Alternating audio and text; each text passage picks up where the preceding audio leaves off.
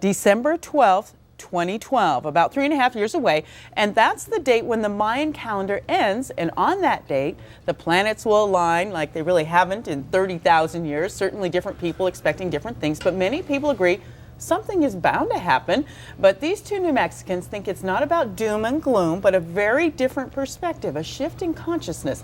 Joining us this morning are the authors and wisdom teachers, Sriram Ka and also Kiara Ra. Good morning. I want to thank you so much. Good morning. So, Good morning. end of the Mayan calendar, what is your thought? You just think there's going to be a change in our consciousness? I think that the change has already begun. Many people are discovering that their lives are speeding up, that the world seems more chaotic than before. There's actually more energy on our planet than ever before. You know, as we're meeting with all the Mayan elders, as a matter of fact, we're headed down to meet with them again next week, they're very excited about this moment in history. I mean, they're very excited that the calendar is receiving so much worldwide attention because they see this as the shift in the cycle of the ages, as a time of reunion to the truth of who we are. Okay, when you talk about reunion, yes, what do they envision? Is it people coming together? How is it? Or is it just a mental gathering? I think it's an opportunity for us to put down the divisive elements of our consciousness and begin to see the commonality that we all share. That we're truly at a time in our world where we must find ways to cooperate rather than seek our differences.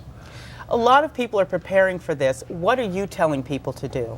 You know, I love that you asked that question because the best thing we can do in this moment is to not be afraid, to allow ourselves to recognize that we are the ones creating what the 2012 outcome will be. And the book has really not been written on that outcome yet. We're still writing it. Okay, and so what are you looking at?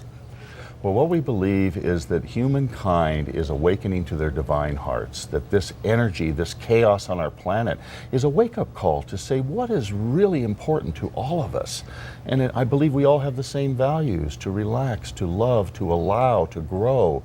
And it's time through these ages to really anchor in our hearts. And this is what it's about. And to empower our self-responsibility to do that.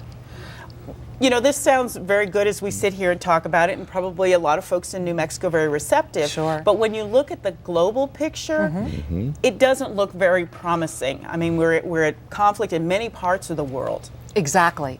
And actually, when we can offer ourselves the recognition that this is a way to wake us up. So many people, more than ever, as Sri Ramka and I travel the world, are saying, you know, enough is enough. We're ready to do things differently. We're going to come out of complacency and allow ourselves to become more aware that there's more to this planet and that this planet is worth saving. And it's a beautiful time. You've written a couple books. Yes. We can't go into them in depth, but very basically, what are these books about? The books offer people an opportunity to reframe their experience, to gain a broader perspective and relax and trust. Okay, very good. You also have some workshops coming up in Santa Fe on June 14th, how to calm the storm inside each one of us and prepare us for this. Thank you so much, and thank you for your positive outlook and taking the fear out of this big day that's coming up. Really My pleasure. appreciate it. Thank you.